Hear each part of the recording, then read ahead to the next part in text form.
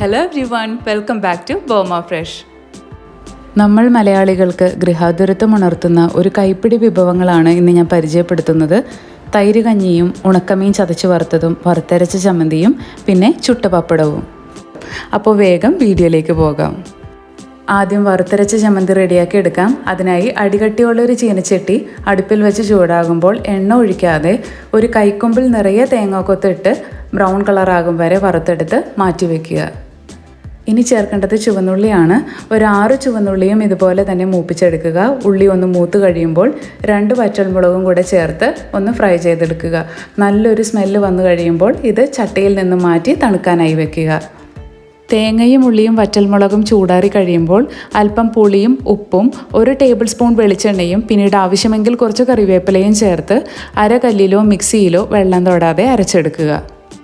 വറുത്തരച്ച ചമ്മന്തി റെഡിയാണ്. ഇനി നമുക്ക് ഉണക്കമീൻ ചതച്ച് വറുത്തത് തയ്യാറാക്കാം. ഒരു 100 ഗ്രാം ഉണക്കമീൻ നല്ലപോലെ കഴുകി ചെറിയ കഷ്ണങ്ങളായി മുറിച്ച് അരമണിക്കൂർ വെള്ളത്തിലിട്ട് വെക്കുക. കൂടാതെ 1 തണ്ട് കറിവേപ്പില, 8 പച്ചമുളക്, ഇവിടെ പച്ചമുളകിൻ്റെ എരിവാണ് മുന്നിട്ട് നിൽക്കേണ്ടത്, 15 ചെറിയ ഉള്ളി, പിന്നെ ഒരു കളറിന് വേണ്ടിയിട്ട് 1 ടീസ്പൂൺ ചതച്ച മുളകും കൂടി എടുത്തിട്ടുണ്ട്. ഇതിൽ ചെറിയ ഉള്ളിയും പച്ചമുളകും ഒന്ന് ചതച്ച് മാറ്റി വയ്ക്കുക. ചീനച്ചട്ടിയിൽ 3 ടേബിൾ സ്പൂൺ വെളിച്ചെണ്ണ ഒഴിച്ച് ചൂടാകുമ്പോൾ നേരത്തെ വെള്ളത്തിലിട്ട് വെച്ചിരുന്ന ഉണക്കമീൻ വെള്ളമെല്ലാം ഊറ്റിക്കളഞ്ഞതിന് ശേഷം ഇതിലേക്ക് ചേർത്ത് കൊടുത്ത് ഒന്ന് ഷാലോ ഫ്രൈ ചെയ്തെടുക്കുക. അല്പം ദശക്കട്ടിയുള്ളതും മുള്ളോട് കൂടിയതുമായ മീനാണ് ഇതിന് ഉത്തമമായിട്ടുള്ളത്. കൊഴുവ, മുള്ളൻ മുതലായ മീനുകൾ വെച്ചുണ്ടാക്കുന്നത് ഒഴിവാക്കാൻ ശ്രമിക്കുക. കാരണം അതിൻ്റെ ടേസ്റ്റ് കൂടുതൽ കിട്ടുന്നത് ദശക്കട്ടിയുള്ള മീനായിട്ടാണ് തോന്നിയിട്ടുള്ളത്. ഞാനിവിടെ എടുത്തിരിക്കുന്നത് കടൽ ബ്രാലാണ്. വറുത്തെടുത്ത ഈ മീൻ ഇനി ഇടികല്ലിലിട്ട് ഒന്ന് ഇടിച്ചെടുക്കുകയോ അല്ലെങ്കിൽ മിക്സിയിലിട്ട് ഇടവിട്ട് 2 പൾസ് വീതം കൊടുത്ത് ക്രഷ് ചെയ്തെടുക്കുകയോ ചെയ്യുക. ഒരുപാട് അങ്ങോട്ട് പൊടിഞ്ഞു പോകാതിരിക്കാൻ പ്രത്യേകം ശ്രദ്ധിക്കുക. മീൻ വറുത്ത് മാറ്റിയ ഇതേ എണ്ണയിലേക്ക് തന്നെ ചതച്ച് വെച്ച ഉള്ളിയും പച്ചമുളകും ചേർത്ത് കൊടുക്കുക. ഇതൊന്ന് വാടി വരുമ്പോൾ ഇതിലേക്ക് ചതച്ച മുളക്, കറിവേപ്പില, ഉപ്പ്, പിന്നീട് ചതച്ച് വെച്ചിട്ടുള്ള മീനും കൂടെ ചേർത്ത് നല്ലപോലെ ഇളക്കി യോജിപ്പിക്കുക. ഇത് മൊരിഞ്ഞു കഴിഞ്ഞാൽ ചട്ടിയിൽ നിന്ന് നമുക്ക് മാറ്റാവുന്നതാണ്. അടുത്തത് തൈര് കഞ്ഞിയുടെ പ്രിപ്പറേഷനാണ്. ഇതിനായിട്ട് നല്ല കട്ട തൈരാണ് വേണ്ടത്. കട്ട തൈര് ഞാനിവിടെ 1 കപ്പാണ് ഉപയോഗിച്ചിരിക്കുന്നത്. ഇത് ഒരു വിസ്ക് കൊണ്ടോ അല്ലെന്നുണ്ടെങ്കിൽ ഒരു സ്പൂണ് കൊണ്ടോ നല്ലപോലെ ബീറ്റ് ചെയ്ത് അതിൻ്റെ കട്ടകളെല്ലാം പൂർണ്ണമായിട്ട് മാറ്റിയെടുക്കുക. അല്ലെങ്കിൽ കട്ടകളുണ്ടെങ്കിൽ കഞ്ഞിയിൽ ഒഴിച്ചു കഴിയുമ്പോൾ അത് കട്ടയായിട്ട് സൈഡിൽ കിടക്കുന്നത് നിങ്ങൾക്ക് കാണാൻ പറ്റും. അപ്പോൾ അത് ഒഴിവാക്കാനായിട്ട് നല്ലപോലെ ബീറ്റ് ചെയ്ത് കൊടുക്കുക. ഇത് മിക്സിയിലിട്ട് അടിക്കാനായിട്ട് നിൽക്കരുത്, ഇത് ലൂസായി പോകും.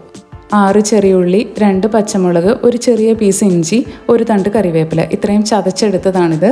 ഇത് ഇതിലേക്ക് ചേർത്തിട്ട് നന്നായിട്ട് ബീറ്റ് ചെയ്ത് കൊടുക്കുക. പാകത്തിന് ഉപ്പും ചേർക്കുക. തൈര് കഞ്ഞിക്കായി 2 കപ്പ് ചോറ് ഒരു മൺചട്ടിയിൽ എടുത്തിട്ടുണ്ട്. തവിട് കളയാത്ത കുത്തിരിച്ചോറാണിത്. ഇനി 1 കപ്പ് കഞ്ഞിവെള്ളം ഈ ചോറിലേക്ക് ചേർത്ത് കൊടുക്കുക. ഇത് ഇതുപോലെ നെകക്കെ നിൽക്കണം കേട്ടോ. നേരത്തെ റെഡിയാക്കി വെച്ച തൈരിൻ്റെ കൂട്ടുകൂടി ഇതിലേക്ക് ചേർത്ത് നല്ലപോലെ മിക്സ് ചെയ്യുക. കഞ്ഞിവെള്ളം ചേർത്തത് കൊണ്ട് ഉപ്പിൻ്റെ പോരായ്കയുണ്ടാകും. അതുണ്ടെങ്കിൽ ഇപ്പോൾ തന്നെ അത് കറക്റ്റ് ചെയ്തെടുക്കുക. കഞ്ഞിക്ക് സ്വാദും ഭംഗിയും ഒരൽപ്പം കൂട്ടുന്നതിനായി 3-4 ചെറിയുള്ളി ചതച്ചതും 1 പച്ചമുളക് കനം കുറച്ച് വട്ടത്തിലരിഞ്ഞതും കൂടെ ചേർത്ത് കൊടുക്കുന്നുണ്ട്. നിങ്ങളുടെ കയ്യിൽ കാന്താരിമുളക് ഉണ്ടെങ്കിൽ അതാണ് ഏറ്റവും ബെസ്റ്റ്. എൻ്റെ കയ്യിൽ ഇപ്പോൾ അതില്ല. കാന്താരിമുളക് ഉണ്ടെങ്കിൽ നെടുകെ കീറി മുകളിലിട്ട് കൊടുക്കുക. വേപ്പിലയും കൂടെ നമുക്ക് ചേർത്ത് കൊടുക്കാവുന്നതാണ്. അവസാനമായി 1 പപ്പടം കൂടി അടുപ്പിലോ അല്ലെങ്കിൽ ഇതുപോലെ ഗ്യാസ് സ്റ്റോപ്പിലോ വെച്ചൊന്ന് ചുട്ടെടുക്കുക. നമ്മളുടെ കഞ്ഞി കോംബോ റെഡിയാണ്. വയറും മനസ്സും ഒരുപോലെ നിറയ്ക്കുന്ന ഇത്തരത്തിലുള്ള വിഭവങ്ങൾ നിങ്ങൾക്കും പ്രിയപ്പെട്ടതാണെങ്കിൽ ട്രൈ ചെയ്ത് നോക്കുക. തീർച്ചയായും ഇഷ്ടപ്പെടും. അപ്പോൾ ഈ വീഡിയോ ഇഷ്ടമായിട്ടുണ്ടെങ്കിൽ ലൈക്കും ഷെയറും സബ്സ്ക്രൈബും ചെയ്യാൻ മറക്കരുത്. അടുത്തൊരു വീഡിയോയിൽ വീണ്ടും കാണാം. Bye bye.